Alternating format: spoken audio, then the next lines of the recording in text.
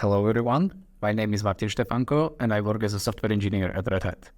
I'm pleased to announce that together with Jan Martiška, also a software engineer at Red Hat, we are writing a book called Quarkus in Action, which is now available in the Manning Early Access program. In this book, you will learn what Quarkus is, what design decisions drove the Quarkus development, and of course, how to write your own Quarkus applications. Next, we will dive into Quarkus Extensions, which are pluggable modules of different functionalities in Quarkus, focusing on different areas of software development like security, databases, or reactive programming. In the last part of the book, we will show you how to deploy your Quarkus application to the cloud, focusing on both traditional container management platforms like Kubernetes or OpenShift, but also showing you how to deploy Quarkus as a serverless deployment. Throughout the book, we develop a real-world microservices application called Quarkus, where each of the chapters will add some new functionalities to this application, and you are free to replicate the whole development on your individual systems. So